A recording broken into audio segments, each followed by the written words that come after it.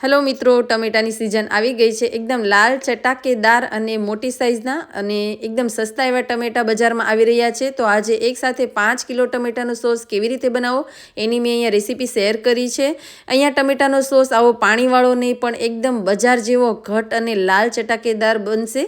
તો વિડીયોને એન્ડ સુધી જરૂરથી જોજો। અમુક ટિપ્સ અને ટ્રિક્સ સાથે આજે આપણે જોઈશું કે આવો બજાર જેવો ટમેટાનો સોસ ઘરે કેવી રીતે બનાવીશું। તો સૌથી પહેલાં તો મેં અહીંયા મોટી સાઇઝના આવા ટમેટા લઈ લીધા છે। ટમેટા આપણે કાચા નહીં પણ પાકા પસંદ કરવાના છે। આવા મોટી સાઇઝના લેવાના છે જેમાં પાણીનો ભાગ છે એ બિલકુલ ઓછો હોય અને જે અંદર ગરનો ભાગ હોય એ વધારે હોય એવા આવા ટમેટા લેવાના છે। એને મોટા મોટા ટુકડામાં કાપી લઈશું। તો બધા જ ટમેટાને મેં આવી રીતે મોટા ટુકડામાં કાપી લીધા છે અને હવે એક સ્ટીલનું વાસણ લઈશું અને એની અંદર આ ટમેટાને આપણે થોડીવાર માટે સોફ્ટ થવા માટે મૂકી દઈશું। તો અહીંયા મેં સ્ટીલના 2 વાસણ લીધા છે। એક મોટું તપેલું હોય તો તમે એક તપેલામાં પણ લઈ શકો છો। હવે 100 ગ્રામ જેટલું આદું, 250 ગ્રામ જેટલું બીટ અને 200 ગ્રામ જેટલા આવા લાલ મરચાં લીધા છે। એનાથી ખૂબ જ સરસ એવું ટેક્સચર અને ખૂબ જ સરસ કલર આવશે। સાથે 4 થી 5 મીડિયમ સાઇઝની ડુંગળીને મેં કટ કરી લીધી છે અને 2 લસણના ગાંઠિયાને ફોલીને રાખ્યા છે। એ પણ આ બધું આપણે આમાં એડ કરીશું જેથી આપણો જે ટમેટાનો સોસ છે ને એ બજાર જેવો એકદમ ચટાકેદાર બનશે। હવે આમાં મેં બિલકુલ પાણી એડ કર્યું નથી પણ કુકરમાં જો તમે ઢાંકણ બંધ કરી અને વિસલ વગાડતા હો તો થોડું પાણી એડ કરી દેવું। તો મેં કુકરનું ઢાંકણ બંધ કરી દીધું છે અને એમાં મેં અડધો ગ્લાસ જેટલું પાણી એડ કર્યું છે અને જે આ કડાઈમાં મૂક્યું છે એમાં મેં પાણી બિલકુલ એડ કર્યું નથી। એમાં ટમેટાનું જ પાણી છે એ આવી રીતે રિલીઝ થશે।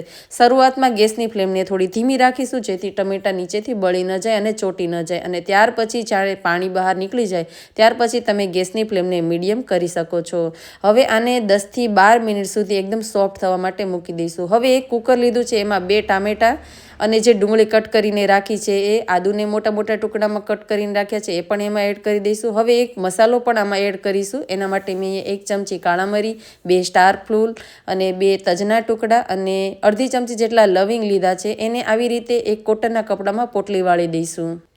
હવે કુકરની અંદર આપણે આ પોટલીની અંદર નાખીશું જેથી આ જે મસાલો છે એ બહાર નીકળી ન જાય અને આપણે એને બહાર કાઢવામાં મુશ્કેલી ન થાય અને અંદર ફ્લેવર ભળી જાય। હવે કુકર છે એની અંદર આપણે લસણ, બીટ અને લાલ મરચાં એને પણ કટ કરી દીધા છે એને એમાં એડ કરી દઈશું। આ બધી વસ્તુઓ એડ કરવાથી આપણો ટમેટાનો સોસ છે એકદમ ચટાકેદાર પણ બનશે અને ફ્લેવર પણ ખૂબ જ સરસ આવશે અને ટેક્સચર પણ બહુ સારું થશે અને બજાર જેવો જ બનશે। તો આવી રીતે મેં બધા જ જે શાકભાજીઓને કટ કર્યા છે એટલે કે લસણ, લાલ મરચાં, બીટ, ડુંગળી એ બધું આમાં, આદું એ બધું આમાં એડ કરી દીધું છે અને હવે આમાં થોડું પાણી નાખીશું અને મીઠું એડ કરી દઈશું અને જે આપણે મસાલાની પોટલી વાળી છે એને આમાં મૂકી દઈશું અને અડધો ગ્લાસ જેટલું પાણી આમાં નાખી અને આને ધીમા તાપે 2 થી 3 વિસલ લગાવી દઈશું જેથી બધું એકદમ સરસ સોફ્ટ થઈ જાય। હવે આપણા જે ટમેટા કડાઈમાં જે આપણે થવા મૂક્યા છે એમાંથી ઘણું બધું પાણી રિલીઝ થઈ ગયું છે ને એકદમ સોફ્ટ પણ થવા લાગ્યા છે।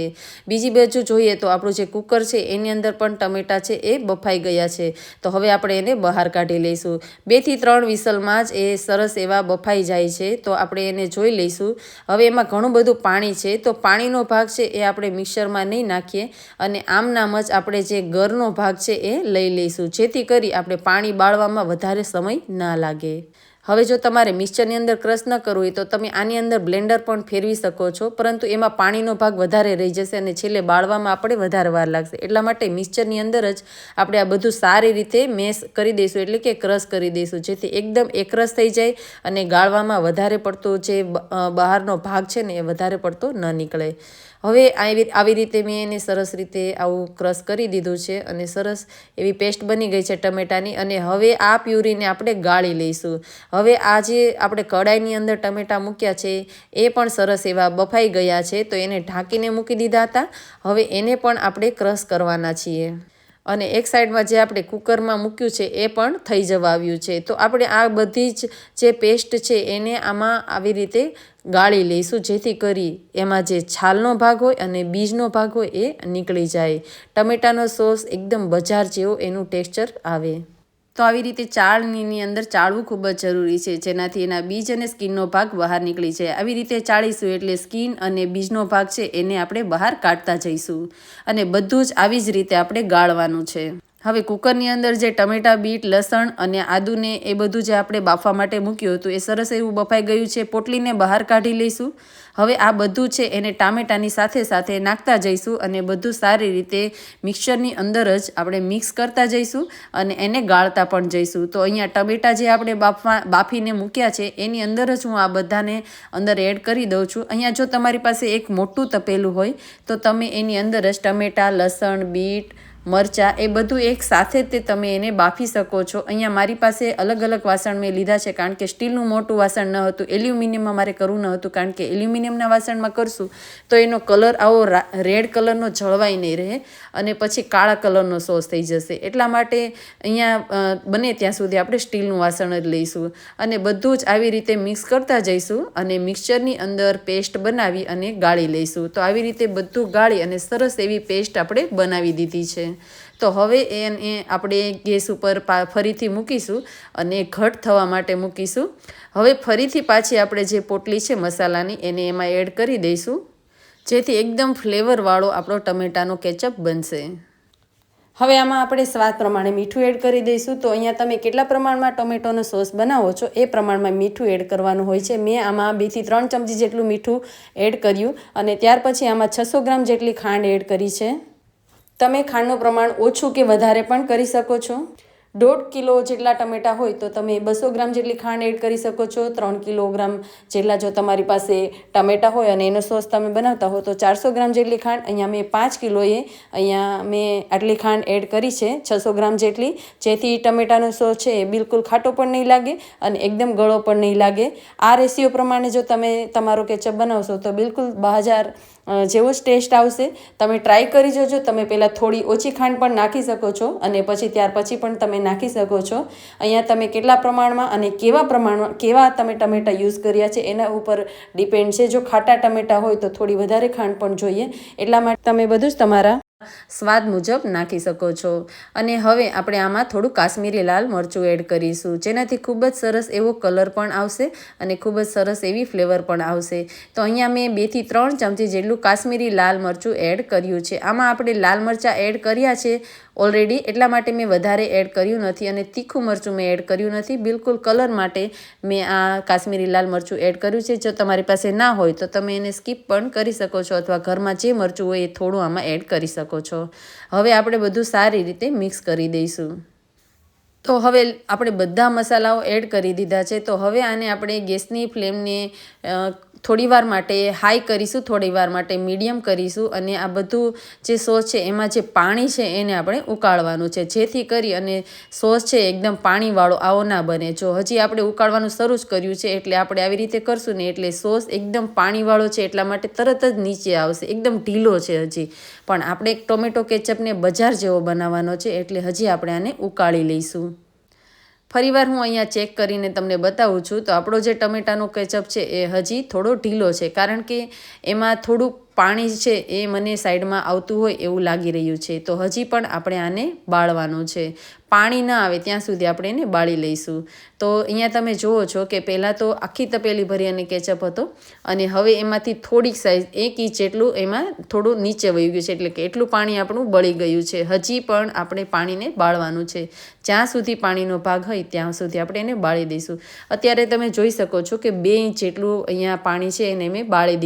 તો ફ્રેન્ડ્સ, તમે જોયું કે આ ટોમેટો સોસ બનાવવામાં આપણે કોઈ પણ આર્ટિફિશિયલ કલર યુઝ કર્યો નથી કે કોઈ પણ આર્ટિફિશિયલ ફ્લેવર પણ યુઝ કરી નથી. બિલકુલ બધું જ નેચરલી આપણે યુઝ કર્યું છે. કોઈ પણ વસ્તુ નુકસાનકારક નથી. આનો કેચઅપ છે ઘણો ઘટ પણ થઈ ગયો છે. તો હવે ફરીવાર આપણે ચેક કરી લઈશું. તો અહીંયા ચેક કરતાં જોઈએ છીએ તો બિલકુલ પાણી પણ નથી અને બિલકુલ તરત નીચે પણ નથી આવતો અને એકદમ ઘટ થયો છે. તો બસ આવો જ આપણે કેચઅપ બનાવવાનો છે અને ત્યાં સુધી આપણે પાણીને બાળવાનું છે. એના માટે અડધી પોણી કલાક જેટલો ટાઈમ લાગશે. અને અહીંયા તમે કેટલા પ્રમાણમાં સોસ બનાવો છો એટલો ટાઈમ લાગે. મતલબ કે તમે જો ઓછો સોસ બનાવતા હો તો ઓછો ટાઈમ લાગશે અને જો વધારે હશે એટલે કે 5 કે 10 કિલોનો જો તમે એકસાથે બનાવતા હશો તો એને ઉકાળવા અને બાળવામાં વધારે ટાઈમ લાગશે. એટલે તમારા ટમેટા કેટલા છે એના ઉપર આધાર રહેશે. પ્લસમાં તમે પાણીનો ભાગ કેટલો છે ને એના ઉપર પણ ટમેટા કેવા પ્રકારના છે ને એના ઉપર આ બધું ડિપેન્ડ છે કે કેટલી વાર લાગશે. તો હવે આપણે ટમેટા સોસ બનાવી ગયા પછી એને ઠરી જાય ત્યાં સુધી એમના મૂકી દઈશું. ઢાંકવામાં કોઈ કપડું મૂકવાનું, જેથી કરી અને વરાળ થઈ અને એમાં ફરીવાર પાણીના ટીપા ના બાજે, એટલા માટે મેં કપડાથી ઢાંક્યું હતું.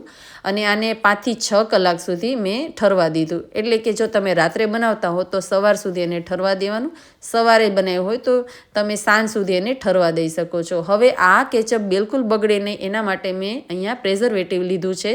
5 કિલોનો બનાવતી હતી એટલા માટે મેં બિલકુલ રિસ્ક નથી લીધું. ઘરે ફક્ત વિનેગર નાખવાને બદલે મેં બજારમાં આવું જે પ્રેઝર્વેટિવ આવે છે એ લીધું છે. એમાં પણ એક પડીકામાં તો વિનેગર જ આવે છે અને એકમાં એક પાવડર આવે છે. તો એ પાવડર અને આ જે વિનેગરનું પાણી છે એને મેં એડ કરી દીધું. તે 5 કિલોના કેચઅપ માટેનું સ્પેશિયલ હતું એ મેં આમાં એડ કર્યું છે, જેથી આપણો કેચઅપ છે આખું વરસ સુધી સ્ટોર કરી શકાય અને બિલકુલ બગડે નહીં. આટલી મહેનત કરી હોય તો આવું એક આપણે પેકેટ છે એ લઈ અને નાખી દઈશું, જેથી બિલકુલ ટેન્શન રહેશે નહીં કે આપણો કેચઅપ બગડી જશે. બીજું એ કે આ ટમેટો કેચઅપને કોઈ કાચની બોટલમાં આપણે સ્ટોર કરીશું.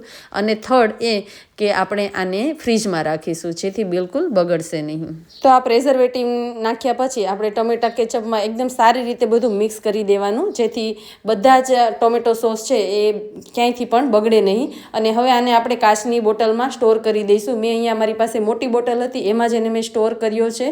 અને આ જે પ્રેઝર્વેટિવનું જે પેકેટ હોય છે એ કરિયાણા સ્ટોર ઉપર ઇઝીલી મળી રહે છે. અને અત્યારે ટમેટાની સોસ બનાવવાની સિઝન છે એટલે ઇઝીલી મળી રહેશે. અને એ 15 થી 20 રૂપિયાનું આવે છે, એટલે બહુ મોંઘું પણ નહીં પડે.